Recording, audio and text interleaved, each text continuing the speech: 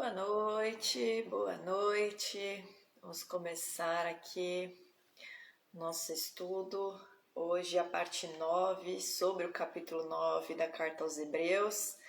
E convide ou compartilhe ou marque alguém aí que você sabe que quer aprender mais, quer crescer mais.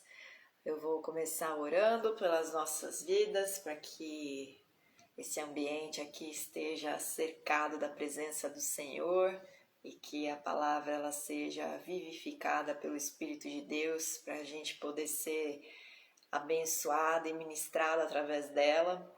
E enquanto eu oro, espero que você esteja em concordância. Nós oraremos no nome de Jesus, mas também se você sentir no meio da oração de compartilhar com alguém, fique à vontade, certo? Senhor Jesus, nós nos colocamos nessa hora na Tua presença, clamando pelo Teu sangue, Senhor, para cobrir as nossas vidas, para perdoar-nos de todos os nossos pecados, de todas as nossas transgressões. Senhor, tudo aquilo que tem impedido a Tua palavra de ser levada e proclamada e ensinada e trazendo assim transformação na vida das pessoas, Senhor, que seja aniquilado pela Tua mão forte nesse momento, que o Senhor repreenda todo espírito maligno que intenta contra a nossa vida, que traz sobre nós peso ou que traz sobre nós confusão, tirando de nós a atenção, colocando o nosso olhar e os nossos pensamentos nas circunstâncias, nos problemas e dessa forma rouba a nossa atenção, o nosso foco em todo estudo. Senhor, limpa as mentes, que o Espírito de Deus possa neste momento, através do Teu nome, Jesus Cristo, vivificar todo ensino, que as palavras que saírem da minha boca saiam com poder e autoridade vindas do Teu trono, para que haja cura, libertação, transformação, alinhamento, despertar para propósitos, arrependimento, que seja um tempo, Senhor, de não só um ensino, um estudo, mas um tempo para nós sermos lapidados pela palavra, para nós sermos alinhados e confrontados também. Abençoa a vida de cada um, Senhor, abençoa os lares de cada um e que o Senhor sopre esse estudo sobre todos os cantos dessa terra para que alcance, Senhor, os corações que estão sedentos e famintos pela reta justiça, que estão curiosos de Te conhecer mais, estão buscando que esse ensino venha, Senhor, para despertar e alcançar aqueles que estão aprisionados, aqueles que estão buscando revelação, que estão buscando compreensão da palavra. Abençoa esse tempo, Senhor, abençoa as nossas vidas, nos cobre, Senhor, com a Tua presença, nos deixa escondidos na sombra do Altíssimo e esteja conosco, Senhor, esteja no nosso meio, porque essa reunião, esse tempo de estudo é para o louvor do Teu nome, é para a glória do nosso Pai. Em Teu nome nós oramos. Amém. Então vamos lá, vamos começar o nosso estudo. E a gente vai começar lendo Êxodo 25. E a arca, é o último ponto do nosso estudo. Ela é o último objeto, que nós vamos estudar. Porém, a Arca da Aliança, na Escritura, ela é o primeiro objeto a ser ordenado que se construa. Então, na verdade, a gente fez o nosso estudo de trás para frente e a gente vai começar nós iremos terminar o nosso estudo, na verdade, com o início da instrução. Em Êxodo 25, nos versículos 10 até o 22, a gente vê falar a respeito da arca e do propiciatório. E antes da gente ler aqui a respeito da arca, eu só queria trazer para vocês um mapinha que nos mostra aqui, deixa eu pôr aqui, tá dando para ver, né? Todo mundo tá conseguindo ver? Qualquer coisa vocês me falem. Mas aqui a gente viu que era a porta, a entrada do tabernáculo, o átrio, onde ficava o altar e o lavatório. Aqui existia uma outra porta de entrada para um ambiente que era reservado, era fechado, que era o santo lugar, onde a gente tinha a mesa dos pães da proposição, a gente tinha o menorá e o altar menor, o altar do incenso, o altar de ouro, que ficava na frente do véu. Quando você penetra o véu, nesse ambiente menor aqui, quadradinho, tinha a Arca da Aliança com o propiciatório em cima, fechando ela. Nós vamos hoje estudar a respeito do Santo dos Santos e a respeito dessa Arca da Aliança. Só retomando, né? Pegar aqui o outro mapa, que a gente tem outro esqueminha aqui.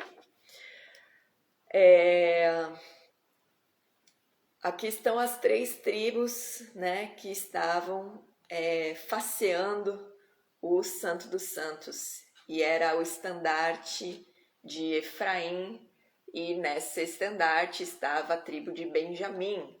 Em Benjamim é que está o templo, né, a cidade de Jerusalém, onde foi construído o templo. E Siló também ficava nesse território de Benjamim, a 35 quilômetros da cidade de Jerusalém. Siló foi o primeiro local onde o tabernáculo ele ficou, né, instalado até que Deus estabelecesse a construção da casa do Senhor em Jerusalém no período de Salomão. Então ali em Siló estava o tabernáculo e ficava a 35 quilômetros de Jerusalém. Vocês que acabaram de entrar, sejam bem-vindas, boa noite. E vamos ler Êxodo capítulo 25, hoje dos versículos 10 a 22, tá bom? A gente vai estudar sobre a Arca da Aliança, o Santo dos Santos. E a gente viu, né, que o átrio ali era um ambiente onde o serviço era mais material, né, ligado mais às coisas materiais, onde os pecadores entravam na presença do sacerdote, do sumo sacerdote, para trazer as suas ofertas, os holocaustos, confessar os seus pecados, trazer os dízimos e adorar o Senhor. Era um ambiente onde o povo de Israel ficava para adorar o Senhor. O santo lugar já era um ambiente onde o serviço era mais espiritual. Quem estava ali servindo eram os sacerdotes, né? Todo dia acendendo, 2 vezes por dia, né? Acendendo, reacendendo, mantendo acesa a menorá e mantendo o incenso, né, queimando na presença do Senhor ali no altar menor, e os pães da proposição ali na mesa, né, e os 12 pães representando as 12 tribos, e eles se alimentavam daqueles pães. Agora a gente vai estudar o Santo dos Santos, que é um ambiente mais santificado ainda, separado, e um ambiente onde a elevação espiritual ela era no nível hard, vamos por assim. Ali se transcendia o material e o físico, ali a glória do Senhor se manifestava, era onde o Senhor pousava a sua Shekinah, e a Shekinah tem um raiz explicando sobre ela, depois procurem. E o peso da glória do Senhor, ele vinha sobre esse ambiente, um ambiente que não tinha janelas, não tinha luz, porque a própria glória do Senhor iluminava aquele lugar, mas também era um ambiente que a gente vai estudar mais a fundo, era um ambiente que gerava temor em todo o povo de Israel, principalmente no sumo sacerdote, porque ele que entrava ali no Santo dos Santos uma vez por ano.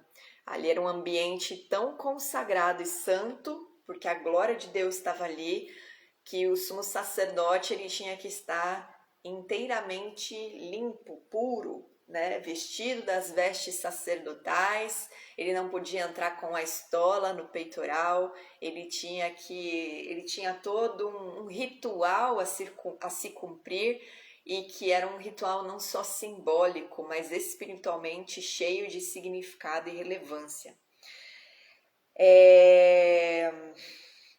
O Talmud, ele ensina que quando o sumo sacerdote entrar ali no Santo dos Santos para trazer a expiação do pecado, né, de todo o povo, para trazer a intercessão, ele entrava sozinho. Os anjos, eles não estavam ali. Os anjos não podiam estar ali presente nesse ambiente. E mais para frente a gente vai entender por que o Talmud fala sobre isso, né? Eu vou trazendo algumas informações e a gente vai aprofundar mais ela ao longo da explicação hoje, né, do nosso estudo. Vamos ler lá em Êxodo 25:10 sobre a arca primeiro, depois a gente lê sobre o propiciatório. Vamos dividir o nosso estudo hoje para ele ficar bem claro para vocês, porque é muito importante entender a respeito desse elemento, né, desse lugar. E vai trazer mais entendimento quando vocês lerem também na história, né, dos evangelhos a respeito do sacrifício de Jesus, quando vocês lerem, né, a gente está estudando Hebreus e vai trazer mais entendimento sobre esses próximos capítulos que a gente vai ler, dos capítulos 9 em diante. A gente vai compreender melhor aquilo que o autor está escrevendo para aqueles destinatários todos, com esse estudo, né, desmembrando e buscando símbolos, buscando significados, a importância, a relevância, as associações entre o tabernáculo, a nossa vida, e os serviços dos sacerdotes e o ministério de Jesus e tal. Então lá diz o seguinte: também farão uma arca de madeira de acácia. Lembrem-se, madeira de acácia significa, né, simboliza a vida humana. De 2 côvados e meio será o seu comprimento, de 1 côvado e meio a largura e de 1 côvado e meio a altura. Como a gente passa batido nas medidas, né, é uma coisa que a gente não presta atenção, mas a arca é a única instrução que recebe medidas quebradas, medidas incompletas. 1 côvado e meio, 2 côvados e meio, e os outros utensílios ou as outras áreas, né, do tabernáculo, todas têm um valor integral. Depois a gente vai se aprofundar nisso, mas só para vocês começarem a querer entender até esses detalhezinhos, né, que parecem bobos, mas que têm relevância, né, não estão aqui à toa. De ouro puro a cobrirás, por dentro e por fora a cobrirás, e farás sobre ela uma bordadura de ouro ao redor. Bom, o ouro a gente já aprendeu que é a glória de Deus, ele simboliza a glória de Deus. A acácia é a vida humana, então sempre quando o ouro está revestindo a acácia, significa que ele está revestindo a nossa vida com a sua glória. Só que aqui tem um significado, né? Porque a arca, ela representa o estudo da Torá, o estudo da lei, o estudo das instruções, dos mandamentos, dos estatutos, dos juízos que o Senhor deixou como instrução para abençoar o povo. A Torá, ela representa um contrato da aliança de Deus com os homens, né? E aqueles que caminham e estudam a palavra do Senhor, eles não podem fazer isso para só ter uma aparência de que carregam a glória de Deus, ou seja, a palavra não pode só estar na boca, mas ela deve estar no coração, ela deve fazer parte da vida dessa pessoa que estuda. Vocês já devem conhecer muitos que versiculam, que citam versículos, mas que você não vê poder, né? Você vê a pessoa falando do versículo, versiculando, recitando, mas aquilo não gera vida, não transforma. Sendo que em outras vidas, outras pessoas você vê o fluir da palavra, né? Aquela pessoa, ela estuda, mas aquilo nela gera vida, gera transformação, primeiro nela e depois em quem está ouvindo. E o sábio, o estudante da Torá, aqueles que querem conhecer a Deus, que estudam a palavra, meditam nela, observam ela, eles a cumprem por amor, mas a glória do Senhor, ela não é algo só externo, né? Ela não é uma aparência, na verdade, a pessoa ela está revestida daquilo por dentro e por fora. A arca ela representa isso. Todo aquele que estuda a Torá precisa ser revestido da glória de Deus, não só por fora, não só quando fala, mas dentro, no seu coração também. Essa glória do Senhor deve estar nele, né? E a glória de Deus, ela é o próprio Espírito dele vivificando a palavra em nós, né? Trazendo para o nosso contexto, para a nossa vida. E a bordadura de ouro, né? A gente viu que tinha bordadura onde? A gente estudando no Santo Lugar, a gente viu a bordadura, né? Na mesa e a bordadura no altar de incenso. A bordadura na mesa, ela representa... é a realeza... Gente, calma, me fugiu. Deixa eu ver se eu anotei. Da dinastia, da monarquia dos reis, né? Monarquia dos reis como é redundante, mas a bordadura na mesa representa a realeza, representa a grandeza ali que o Senhor, ele separava uma determinada linhagem para governar Israel. Essa linhagem, ela estava sobre a dinastia de Davi. A bordadura já no altar de incenso, ela mostra a grandeza do sacerdócio, né? Todo sacerdote da linhagem levítica de Arão, só eles podiam ali receber essa grandeza, essa realeza. E a bordadura na arca, ela se sobrepõe a essas duas bordaduras, né? Essa coroa que o Senhor coloca, ela na verdade está associada a... Boa noite, Lili. Ela está associada a qualquer pessoa que quer estudar a palavra do Senhor, porque na verdade Deus ele não limitou o conhecimento da sua palavra e a sua sabedoria para uma linhagem apenas. Ele destinou aquilo para todo israelita. Então, enquanto que a monarquia, né, a coroa de realeza, ela estava somente sobre a linhagem de Davi, a coroa do sacerdote somente sobre a linhagem de Arão, que era uma linhagem levítica. A coroa da Torá, ela está sobre qualquer judeu, qualquer israelita, e ela está sobre a vida de todo aquele que quer buscar a sabedoria do Senhor. Deixa eu ver aqui se faltou alguma coisa desse tema.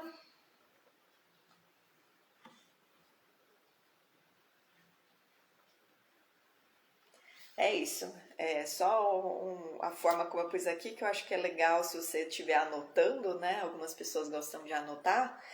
A coroa da Torá, ela se sobrepõe às outras, pois qualquer indivíduo de Israel, independente da linhagem, pode estudar a Torá e receber entendimento e revelações, se tornando um sábio. Então, a sabedoria do Senhor, ela é para todos, né? Ele quer habitar em todos e ele quer se revelar para todos. Às vezes a gente se limita achando que a gente limita a nossa busca, na verdade, ou a nossa mente se limita, né? E isso impede a gente de buscar mais, porque a gente acha que Deus ele unge determinadas pessoas para receber sabedoria e aquilo que ele entregou para elas, ele não vai entregar para mais ninguém. Mas a gente se esquece, né, que o desejo do Senhor é se revelar. Aquele que o busca, encontra. Quando Jesus ele está falando a respeito, né, do pedir, pedir e dar-se-vos-á, se você bate, a porta se abre, né, aquele que bate... deixa eu ver se eu acho aqui um versículo certinho, mas quando ele está falando sobre a oração, Mateus 7, no versículo 7 a 12, pedi e dar-se-vos-á, buscai e achareis, batei e abrir-se-vos-á. Pois todo o que pede recebe, o que busca encontra, e a quem bate abrir-se-lhe-á. Ou qual dentre vós é o homem que, se porventura o filho lhe pedir pão, lhe dará pedra? Ou lhe pedir um peixe, lhe dará uma cobra? Ora, se vós, que sois maus, sabeis dar boas dádivas aos vossos filhos, quanto mais vosso Pai, que está nos céus, dará boas coisas aos que lhe pedirem. Tudo quanto, pois, quereis que os homens vos façam, assim fazei-os vós também a eles, porque esta é a lei e os profetas. Jesus estava se referindo ao Espírito, né?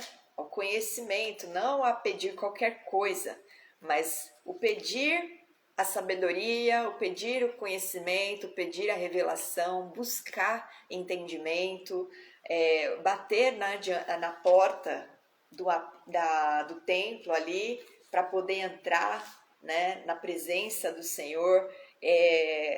Jesus estava se referindo a isso, ao conhecimento, ao Espírito de Deus, não a pedirmos qualquer coisa que Ele vai nos conceder, né? Até porque a própria palavra diz que Deus só atende a oração do justo e que esteja de acordo com aquilo que Ele estabeleceu como lei, né? Então, a palavra dele, a Torá, a vontade dele. Então, se a gente ora fora da palavra, a gente não vai ter nossas orações respondidas. Mas se a gente ora pedindo sabedoria, pedindo conhecimento, pedindo entendimento, pedindo a revelação pelo Espírito acerca da instrução, da palavra, Ele nos dá, porque Ele quer, né, se revelar. Lá em Lucas 11, dos versículos 9 a 13, também fala desse trecho e fica mais explícito, que é sobre o Espírito de Deus que está sendo dito aqui. Por isso vos digo, pedi e dar-se-vos-á, buscai e achareis, batei e abrir-se-vos-á. Pois todo o que pede recebe, o que busca encontra, e a quem bate abrir-se-lhe-á. Qual dentre vós é o pai que, se o filho pedir pão, lhe dará uma pedra, ou que, se pedir um peixe, lhe dará em lugar de peixe uma cobra? Ou se lhe pedir um ovo, lhe dará um escorpião?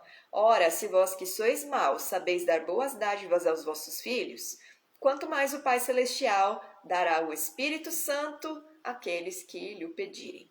Então, esse entendimento a gente tem que ter. O Santo dos Santos, ele era o núcleo do tabernáculo, no sentido de ali haver a manifestação da glória do Senhor, né? Todo o tabernáculo ele era importante, né? Porque no átrio ficava o povo, então ali o povo entendia o Deus que eles serviam, eles entendiam a importância de se manter em obediência, eles entendiam a importância de se manter em justiça para não ficar sacrificando o tempo todo, expiando pecados, né? Porque eles viam inocentes morrendo no lugar deles, no caso os animais, né?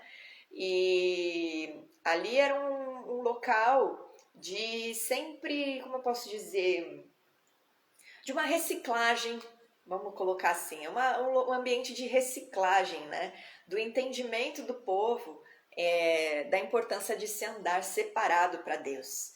Mas no Santo dos Santos estava a glória do Senhor, que só o sumo sacerdote conseguia penetrar e entrar ali naquele ambiente.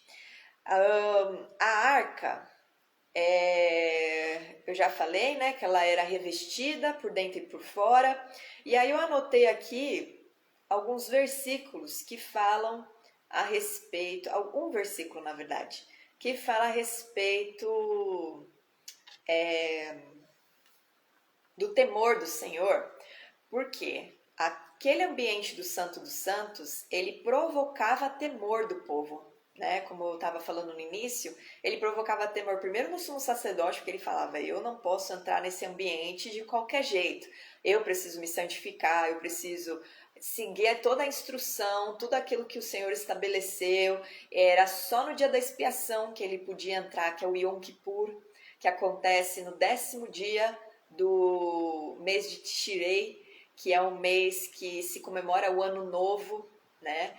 É o 7º mês do calendário civil e é o primeiro, não, aliás, é o 7º mês no calendário religioso, porque o primeiro mês é o Nissan, que é o mês que se comemora a Páscoa, mas era o primeiro mês no calendário civil, porque na cultura judaica o mundo ele foi criado em 6 dias e no 7º dia, no 6º dia o homem foi criado. Então o primeiro dia de Tishrei, na verdade, foi o dia em que Adão e Eva foram criados pelo Eterno. E começa o ano de vida da humanidade.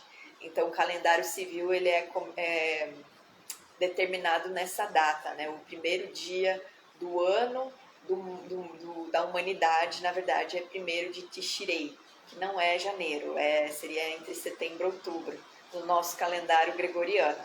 Né? Só curiosidades, mas aquilo gerava temor, porque se ele estivesse em pecado ou se ele infringisse, transgredisse alguma das instruções que diziam respeito a todo o ritual que o Senhor estabeleceu para o dia da expiação, o sumo sacerdote morria ali na Shekinah do Senhor, porque a glória de Deus ela revela o que está em nós. Se em nós está o pecado, aquilo que está em nós vai ser revelado. Não é que Deus castiga quem está pecando, o próprio pecado denuncia e condena. Então, se a pessoa entrasse em pecado ali na presença do Eterno, aquilo era manifestado, a morte vinha, né, diante do Senhor e aquela pessoa caía dura para trás ali na presença dele. Então, era um dia que causava temor, era um ambiente, na verdade, que causava temor. E em Provérbios 9, versículo 10, diz que o temor do Senhor é o princípio da sabedoria. Então, o Santo dos Santos, né, não é à toa que a arca representa ali a coroa, né, da Torá, representa a palavra do Eterno e é o ambiente onde está a manifestação da glória do Senhor, porque quando nós somos revestidos da palavra e andamos em santidade, cada vez mais nós nos aproximamos do Santo dos Santos com maturidade, coisas mais profundas são reveladas para nós, mas o principal, a nossa essência com a essência do Eterno, no Santo dos Santos ela se torna uma. Por isso que era um ambiente em que o sumo sacerdote entrava na presença, na glória do Senhor, e os anjos não estavam ali, eles não podiam entrar no dia da expiação junto com o sumo sacerdote, penetrando, né, onde estava, depois do véu ali, nesse ambiente do Santo dos Santos. Uma curiosidade é que a gente está justamente na semana do Shavuot, que é o dia do Pentecostes. A gente está justamente na semana que antecede as datas que se festeja o Pentecostes, que é de 4 a 6 de junho esse ano, porque o calendário deles vai mudando conforme os anos, porque é um calendário lunar, né? Os dias são diferentes dos nossos. Mas, coincidentemente, a gente está estudando a respeito da palavra de Deus, da Torá, né? E a outorga da Torá, ela é celebrada no Shavuot, no dia do Pentecostes. E foi no dia de Pentecostes que o Senhor derramou o poder do Espírito Santo sobre o povo, e não é à toa, né? Não existe uma relação muito séria. E quem estudou Deuteronômio comigo já aprendeu sobre isso, se não me engano, eu estudo de Deuteronômio capítulo 16, se depois você quiser se aprofundar aí, lá eu falo sobre as festas, inclusive a Páscoa, e aí a gente entra com mais detalhes a respeito disso. Então, se você tiver interesse, depois procura aí Deuteronômio capítulo 16 para você aprender mais. Então, nesse dia, né, do Shavuot, se celebra a palavra proclamada pelo Eterno, porque a Torá ela não foi estabelecida como uma lei, né? O judeu ele não enxerga a Torá como uma lei. Os homens gentios, né, e os tradutores da Bíblia no português colocaram como lei, mas para eles a Torá ela foi uma revelação do Senhor. Ela é um contrato da aliança deles com o Eterno. E ver dessa ótica é muito melhor, né? Porque tira o peso. Toda aliança, ela existe um contrato, né? Uma aliança de negócios, uma aliança de casamento, existe um compromisso das partes que é assinado. E não foi diferente com Deus, porque Deus estabeleceu a aliança né? Ele criou a aliança. Então, toda a instrução que ele dá, na verdade, é um contrato. É um contrato em que nós temos a nossa parte e se a gente não cumpre, vem uma multa sobre a nossa vida. E essa multa é a admoestação, que é traduzida como maldição, mas que, na verdade, em determinados trechos da Torá, a maldição ali que foi escrita como maldição, na verdade é uma admoestação. As maldições, elas não vêm como um castigo, mas elas vêm como uma correção para o povo retornar à aliança.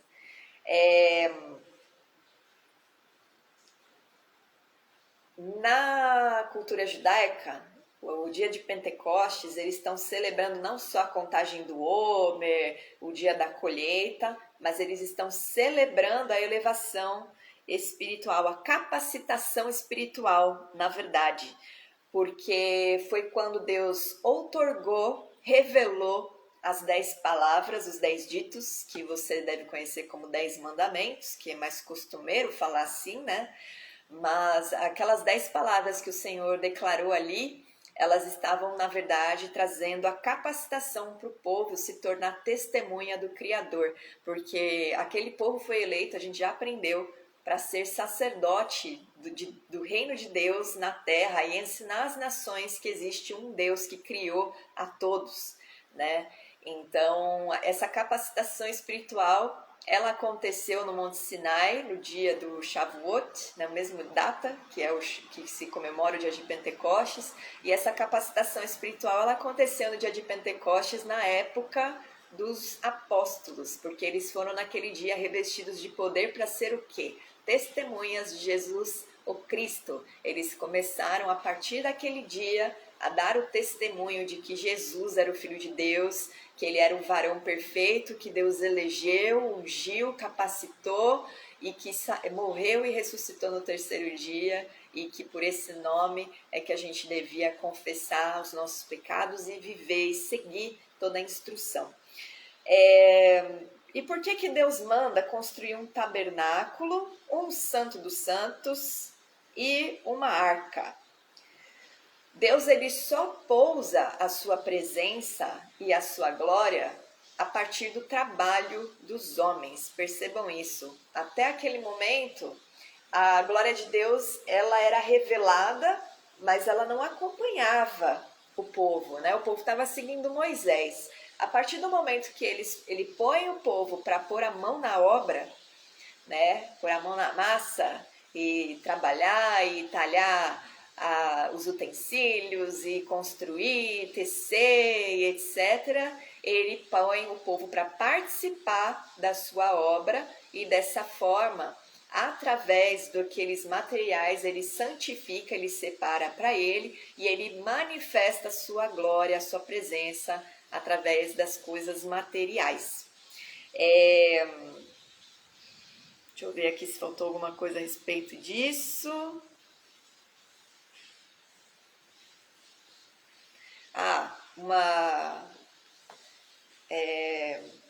Um ensino que os sábios eles passam para os judeus é que quando a casa de Deus é construída pelos homens, a natureza de tudo é elevada, internalizando dentro do mundo a revelação da sua presença.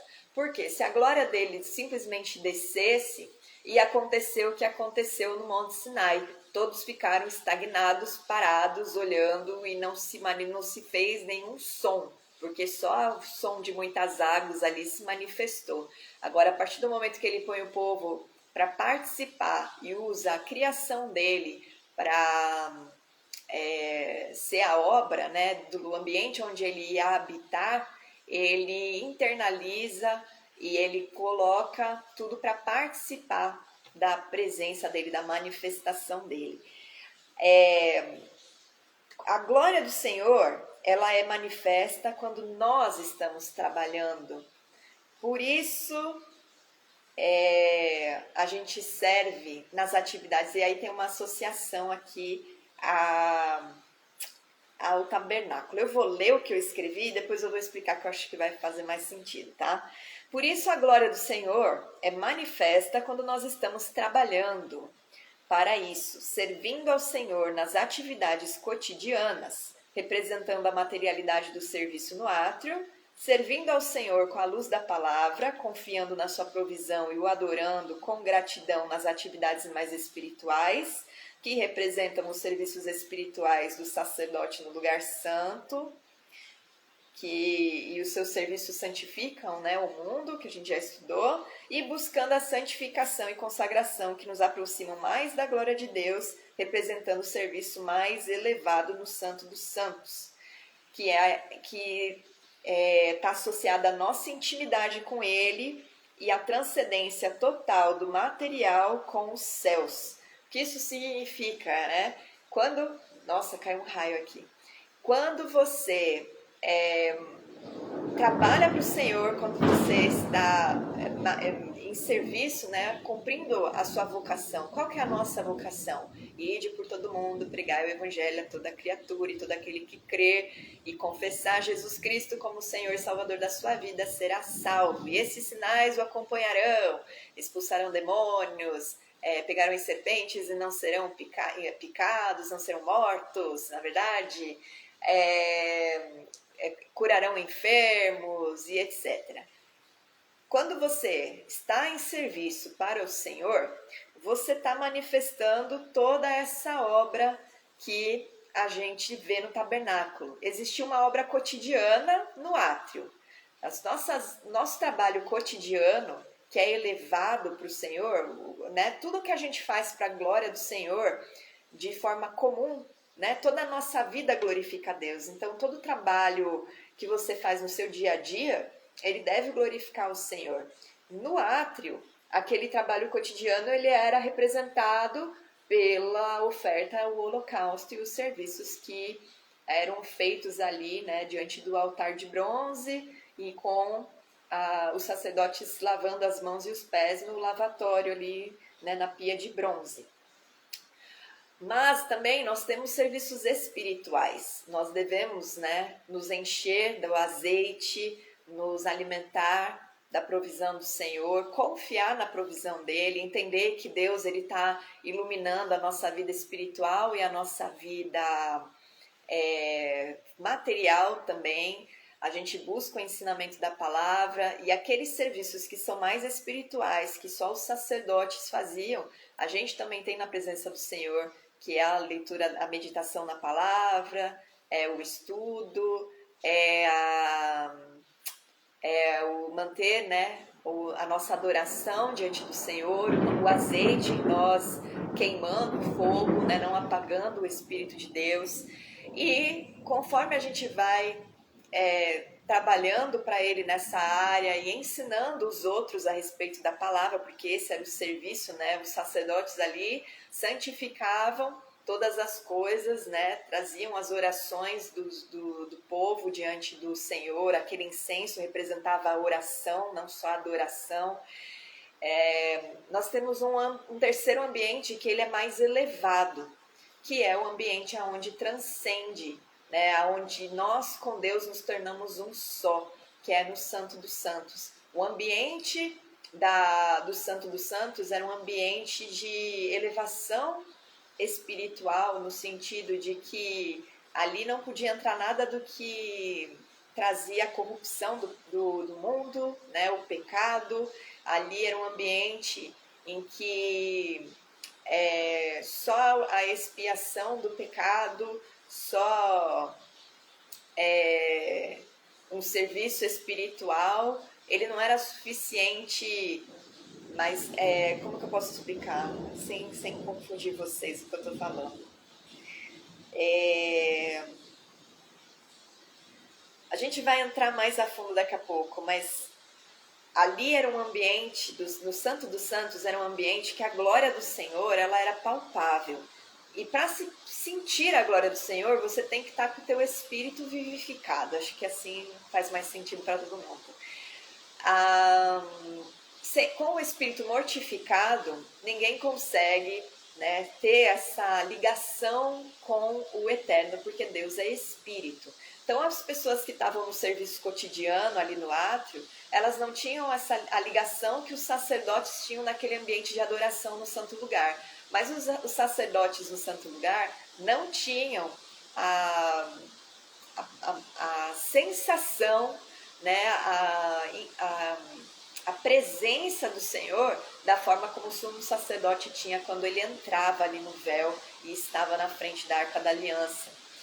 E não era de qualquer forma, né, de qualquer jeito. O sumo sacerdote nem enxergava, na verdade, a arca e o propiciatório, porque Deus ordenou que ele entrasse com incenso. Ele tinha que queimar incenso na frente, a fumaça do incenso cobria a arca. Então o sumo sacerdote ele estava protegido pelas orações, a adoração, aquele ambiente ele estava revestido. Ele nem conseguia ver totalmente ali a glória, mas no espírito ele sentia. E deixa eu ver aqui. Essa elevação do Santo dos Santos, ela tinha um dia determinado para acontecer, que era o dia da expiação. O sumo sacerdote só podia entrar nesse dia. E o dia do Yom Kippur é justamente o dia em que o Senhor perdoou o pecado do bezerro de ouro e o dia em que o Senhor entregou as segundas tábuas das leis, né, as 10 proclamações, elas foram reescritas. As primeiras tábuas, quando a gente lê, a gente vê que Deus escreveu com o seu dedo. Aí Moisés desce, né, depois dos 40 dias, e ele vê o povo pecando com um bezerro de ouro, né, construindo um mediador ali para mediar a relação deles com Deus, sendo que Moisés fazia esse papel de mediador. E aquele bezerro de ouro passou a ser adorado, né? Em primeiro momento eles queriam só um mediador e aquilo passou a ser um objeto de adoração do povo. E aí Moisés, ao ver aquilo, antes de apresentar as tábuas, ele quebra as 2 tábuas em pedaços e ele volta na presença do Senhor intercedendo. E ele fica lá por mais 80 dias, né? Ele passa 40 dias, depois ele passa mais 40 dias, e depois desses 40 dias...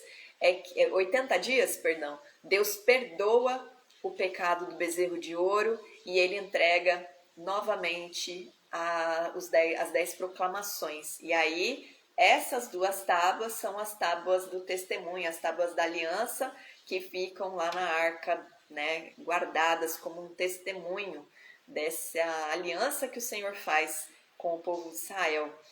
E no Yom Kippur, o povo todo, né, Israel como povo, em unidade se coloca em jejum para arrependimento dos seus pecados. O jejum ele está ligado ao arrependimento e ele está ligado a essa comunhão diante do Senhor. Por isso que a gente deve tomar cuidado com esses ensinamentos sobre jejum que tem por aí, né? Você não deve jejuar para querer provocar no Senhor alguma comoção para que ele cumpra com alguma coisa que você está colocando diante dele. O jejum ele é especificamente estabelecido para que o povo se arrependa e faça a techuvá. Tem um raiz aí também falando sobre techuvá, mas, né, resumidamente, a techuvá é o retorno ao caminho, né, é uma conversão de rota, né, aqueles que estavam transgredindo se arrependem e se consertam diante do Senhor. E só quando tem um arrependimento genuíno, existe um perdão, né, de pecados, existe uma techuvá verdadeira. A techuvá, ela erradica o pecado e a mácula que o pecado traz. Só que o Yom Kippur, ele tornava os pecados e as máculas em algo que não fazia separação, né? Como se Deus apagasse, lançasse realmente no mar do esquecimento e zerasse tudo para o povo de Israel. Então era um dia importantíssimo. E por que é importante você entender?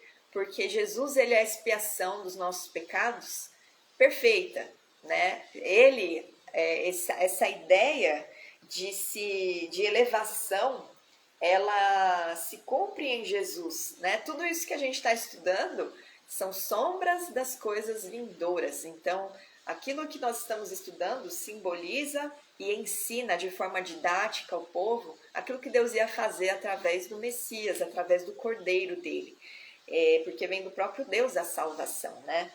Então, no Yom Kippur, na cultura judaica, isso você precisa entender, porque a gente aprende daqueles que receberam os oráculos do Senhor, certo? O Yom Kippur é o dia em que os judeus e Deus se tornam um. O judeu une-se com Deus para revelar um vínculo intocável pelo pecado, sem obstáculos. Isso se torna elevado na alma de todo aquele que confessa Jesus como Cristo que ressuscitou no terceiro dia. Então, da mesma forma que aquele dia da expiação, ele trazia anualmente sobre o povo de Israel a unidade entre eles e Deus, e que o pecado não conseguia colocar um obstáculo, né? Naquele dia Deus perdoava, eles não entravam com pecado, fique bem claro isso. Eles se preparavam 10 dias, eles se preparavam, meditavam, liam a palavra. Durante um dia inteiro, eles se colocavam em jejum nacional, ou seja, o povo todo estava em unidade com um só pensamento de arrependimento, de conserto. Eles apresentavam os seus pecados diante do Senhor e o sumo sacerdote apresentava a expiação do pecado. Tinham 2 animais, né, que eram apresentados ali. E um deles era lançado sorte, um deles era imolado fora do arraial, era colocado o pecado, e o outro era apresentado como oferta. E o sangue ali daqueles animais, ele passava nos chifres, né, do altar de bronze, do altar de incenso, e aspergia na arca, no propiciatório. Então, aquilo expiava o pecado. E nesse dia da expiação, o povo de Israel e Deus se tornava um. Então havia uma elevação ali. Jesus, ele traz isso para nós o resto da nossa vida. A gente não precisa anualmente estar ali, porque Jesus, ele tem o papel, né? Todos os papéis ali no tabernáculo apontam para Jesus, né? Ele não era só o animal que foi imolado fora do arraial, mas ele também é o animal que é aspergido no propiciatório e que cobre a nossa vida e que transforma, né, a nossa vida, o nosso espírito em um com Deus. E há uma elevação do nosso espírito, porque aquilo que estava morto em nós é vivificado, nosso espírito é vivificado, e por isso nós conseguimos nos comunicar e entender as coisas espirituais. Dentro da arca estavam os testemunhos da aliança do Eterno com o povo, né? E nós vamos agora entrar nesse tema.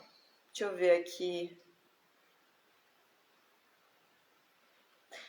Peraí, antes disso, eu só quero ler 2 trechos. Mateus 27,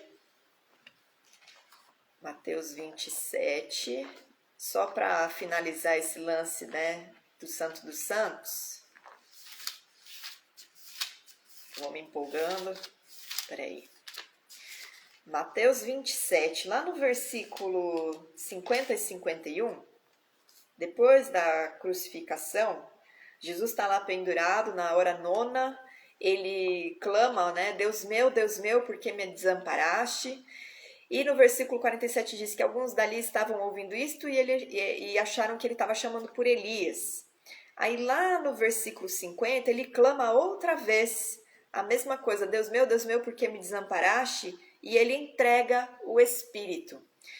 E quando ele entrega o Espírito, no 51 diz, eis que o véu do santuário, o véu que separava o lugar santo dos santos, ele se rasgou em 2 partes de alto a baixo. Tremeu a terra, fenderam-se as rochas, abriram-se os sepulcros e muitos corpos de santos, de judeus, né, de israelitas, de pessoas tementes ao Senhor, que dormiam, ressuscitaram. E saindo dos sepulcros, depois da ressurreição de Jesus, entraram na cidade santa e apareceram a muitos. O centurião e os que com ele guardavam a Jesus, vendo o terremoto e tudo o que se passava, ficaram possuídos de grande temor e disseram, verdadeiramente este era filho de Deus. Estavam ali muitas mulheres observando de longe, eram as que vinham seguindo a Jesus desde a Galiléia para o servirem. Bom, o importante aqui, o véu se rasgou. Uma curiosidade, quando esse véu foi construído, ele não era um véu de voal, tá? Não era um véuzinho, um pedacinho de pano, assim, um véu de noiva. Na verdade, esse véu era tipo um tapete. E ele era tão pesado que quando ele foi, tem nos escritos da história, né? Porque o Herodes reformou o templo do Senhor. E aí, quando os sacerdotes foram lavar o véu, né, para purificá-lo, porque tudo tinha que ser santificado, e foram pendurar, precisou de mais de 200 homens para conseguir carregar esse véu, tamanho peso. Então, vocês podem entender aqui, né, o que? Quando Jesus ele expiou o pecado, ele foi o sumo sacerdote que penetrou no véu.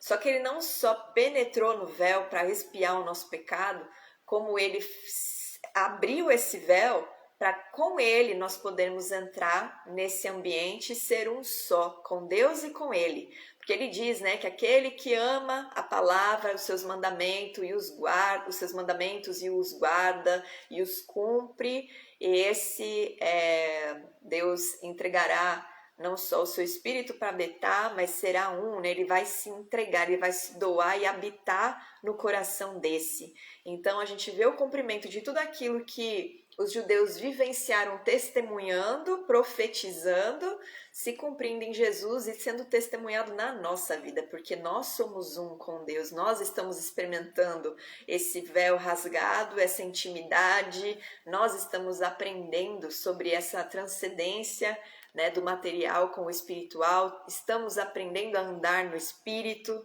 E aí a gente vai ler rapidinho Romanos, no capítulo, deixa eu ver aqui se é o 8, acho que é o 8, peraí, o 8, a gente vai ler no versículo 12. Assim, pois, irmãos, somos devedores não à carne, como se constrangidos a viver segundo a carne. Porque se viverdes segundo a carne, caminhais para a morte. Mas se pelo Espírito mortificardes os feitos do corpo, certamente vivereis. Pois todos os que são guiados pelo Espírito de Deus são filhos de Deus. Porque não recebeste o espírito de escravidão para viverdes outra vez atemorizados, mas recebeste o espírito de adoção, baseado no qual clamamos Abba Pai. O próprio Espírito testifica com o nosso espírito que somos filhos de Deus. Ora, se somos filhos, somos também herdeiros, herdeiros de Deus e co-herdeiros com Cristo. Se com ele sofremos, também com ele seremos glorificados. Tem um outro textinho aqui, do capítulo 8, que está no início. Agora, pois, já nenhuma condenação há para os que estão em Cristo Jesus. Então, aquilo que acontecia no Yom Kippur uma vez por ano, que, né, tirava a condenação, apagava as transgressões e as manchas de todas as transgressões sobre o povo, toda a vergonha, todo o opróbrio, isso acontece em nós a partir de Cristo. Porque a lei do Espírito da vida em Cristo Jesus te livrou da lei do pecado e da morte. Porquanto que fora impossível a lei no que estava enferma pela carne, isso fez Deus enviando o seu próprio Filho em semelhança de carne pecaminosa e no tocante ao pecado, e com efeito condenou Deus na carne o pecado, a fim de que o preceito da lei se cumprisse em nós, que não andamos segundo a carne, mas segundo o Espírito. Porque os que se inclinam para a carne cogitam das coisas da carne, mas os que se inclinam para o Espírito, das coisas do Espírito. Então, o que Jesus fez, né? Ele fez um grande Yom Kippur que é eterno. Então, nosso espírito, ele é ligado ao Espírito de Deus. E antigamente, a Teshuvá, ela era feita, né, através da palavra. Então, os homens se arrependiam, se corrigiam, iam lá e apresentavam, segundo a lei, a confissão do pecado deles diante do sacerdote ou do sumo sacerdote, e aquele animal era ali imolado e queimado no altar e o pecado era apagado, né? Aquilo erradicava o erro. Mas Jesus ele faz uma expiação tipo a do Yom Kippur, né? Uma expiação que transcende apenas um perdão, mas traz uma unidade entre o povo de Israel e Deus. E isso também é estendido para nós, gentios, né? Todo aquele que crê e confessa Jesus recebe isso.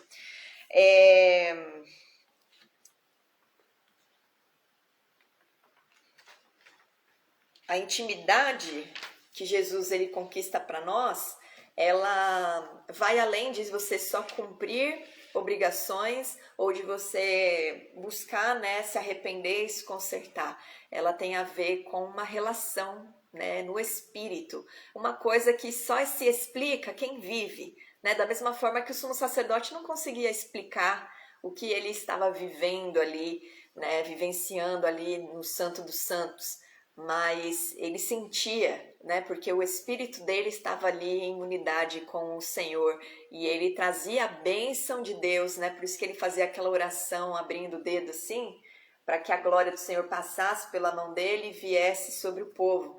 Quando a gente lê sobre Moisés, quando ele recebeu, né, as segundas tábuas da lei e houve o Yom Kippur, ele veio diante do povo com o rosto resplandecendo a glória do Eterno. Então, nós carregamos isso, né? Talvez não tão vivo, né, como aconteceu naquele tempo, porque aquele povo precisava testemunhar visualmente, mas as pessoas elas sentem a luz e o brilho do Senhor em nós. Elas percebem, ou para o bem ou para o mal, né? Ou elas se incomodam, ou elas são tocadas a desejar aquilo. Lá dentro da arca, né? Vamos agora ver os testemunhos.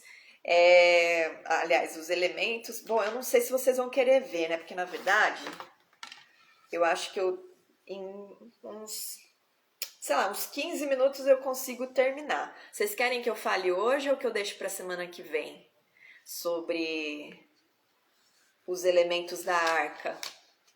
Vou esperar vocês falarem para mim aqui. Eu não sei como é que, né, se vocês estão conseguindo acompanhar, se vocês querem reassistir as informações de hoje, deixar essas informações também para depois, para ver com mais calma, com mais atenção. Não sei se já estão cansados de tanta informação.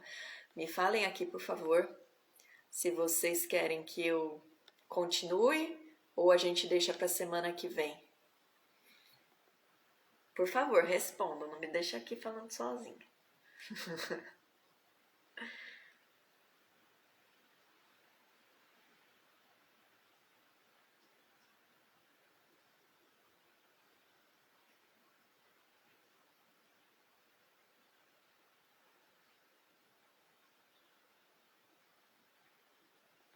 E aí, gente? Para a próxima semana, sim. Então tá bom. Bom, como a Cibele aqui respondeu antes de todo mundo, então a gente deixa para a semana que vem. E aí, a semana que vem, a gente encerra esse tema da arca, encerra com o tema do tabernáculo. E aí, na outra semana, a gente tem um tempo de louvor para trazer sobre a nossa vida, né, de uma forma prática, tudo isso que a gente aprendeu, certo? Então, vamos orar. Alguém tem dúvida? Eu esqueci de perguntar isso, né? Vocês têm alguma dúvida? A Lili também falou para deixar para semana que vem. Vocês têm alguma dúvida? Vocês querem tirar alguma dúvida? Ou eu posso orar para nós encerrarmos? Alguma coisa que eu falei não ficou muito claro? Eu falei meio confuso? Vocês querem que eu repita, que eu explique mais simples? Ou tá tudo certo? Se tiver tudo certo, manda um joinha só para eu saber que vocês estão aqui, estão entendendo tudo.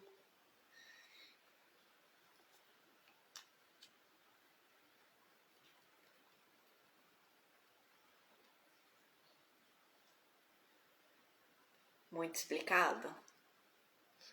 Tá bom, para a Lili tá muito explicado, mas e para vocês aqui que estão aqui, também tá muito explicado?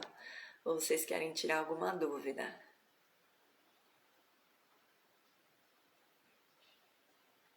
Joinha. Tudo certo? Beleza. Só voltou você, Elô, me falar se tá tudo certo. Tem duas Elôs aqui hoje.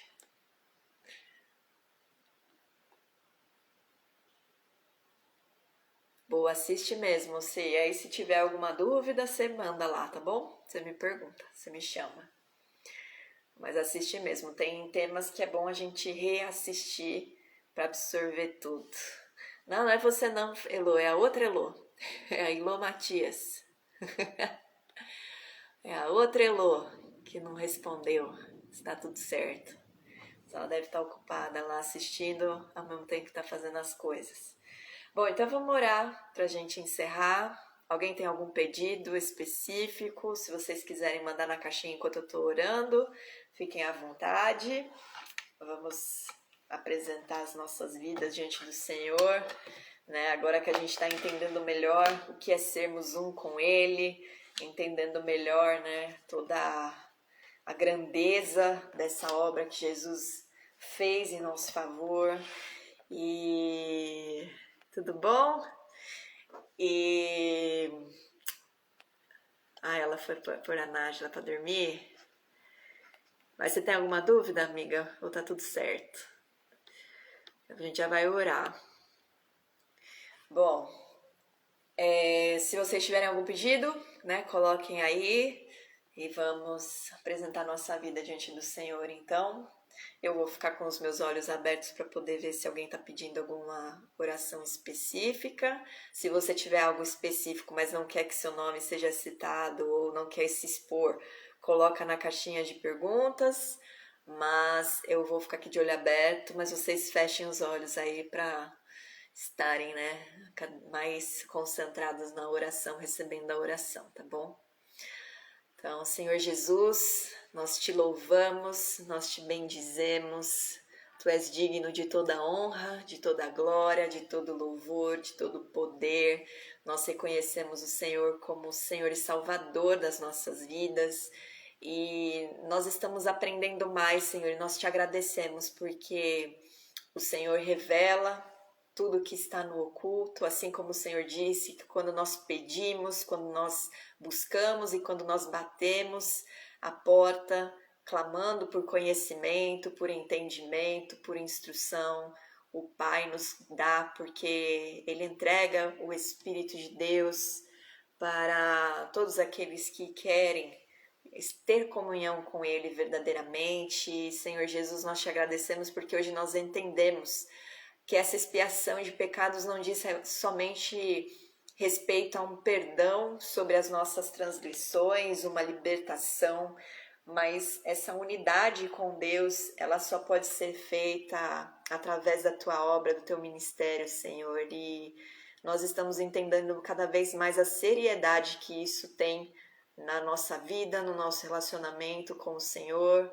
no nosso relacionamento com Deus através de Ti, Jesus. Então, que cada vez mais a gente entenda que não podemos chegar ao Pai se não for através de Ti, que Tu és o nosso mediador, que Tu és a fonte de vida, a fonte de água viva. O Senhor não só traz cura para o nosso físico, mas também traz cura para a nossa alma, para o nosso espírito. O Senhor traz vida para o nosso espírito, para que a gente consiga transcender dessa forma como nós aprendemos hoje, podermos sermos um com o Pai e estarmos verdadeiramente na presença dEle, sentindo a glória dEle, percebendo a sua manifestação através da nossa vida. E nós clamamos, Senhor, para que a Tua palavra, através das nossas bocas, elas alcancem as ovelhas desgarradas. Que a gente, Senhor, tenha entendimento da importância de anunciar as boas novas para trazer o perdido, para libertar o cativo, para socorrer o oprimido, e que a Tua justiça, Senhor, ela esteja não somente sobre a nossa vida, na nossa mente, na nossa boca, mas ela seja parte de nós, Senhor, que a nossa essência, ela seja transformada através do Teu sangue, através da Tua presença, e que cada vez mais nós cresçamos de glória em glória, nós desenvolvamos esse relacionamento com o Pai através de Ti, Jesus. Cura os corações e que a gente possa ter os olhos fitos naquilo que verdadeiramente importa, que é conhecer a Tua palavra, que é Te conhecer, que é te imitar aqui na terra e ser a luz no mundo como o Senhor nos chamou para ser. Abençoa a vida de cada um aqui, Senhor, abençoa o coração de cada um, traz a tua paz que excede todo entendimento, que a gente possa descansar, Senhor, enquanto nós aguardamos as promessas nas nossas vidas e a herança e a promessa maior, que é habitar no mundo vindouro contigo e receber a vida eterna. Nós possamos, Senhor, glorificar o teu nome e andar com alegria, andar em retidão e ser a diferença na nossa geração, Senhor, pavimentando o caminho para que o teu reino seja estabelecido. No teu nome, Jesus, nós oramos e te agradecemos, Pai. Nós te glorificamos, nós adoramos somente a ti, porque tu és um, não há salvação fora do Senhor e tu és o nosso Criador, tu és o nosso Pai. Nós amamos a Ti, Senhor, e que a gente possa cada vez mais entender o Teu amor e a Tua misericórdia pelas nossas vidas. Nós Te damos graças e também declaramos, Senhor, que Tu és digno de toda honra, toda glória, todo poder, todo louvor, porque não existe Deus além de Ti e nós não nos curvaremos a nada, Senhor, a nenhuma proposta e nem a nenhum outro Deus, a nenhum outro ídolo. Tu és o nosso Senhor, Tu és o Senhor da nossa vida, Tu és o Deus da nossa vida e nós confessamos com a nossa boca, Senhor, que não existe outro Deus além de Ti e não existe outro Salvador além do Teu Filho, Jesus Cristo. E é no nome dEle que nós oramos na Tua presença, Pai. Amém. Amém. E é isso. Uma boa noite.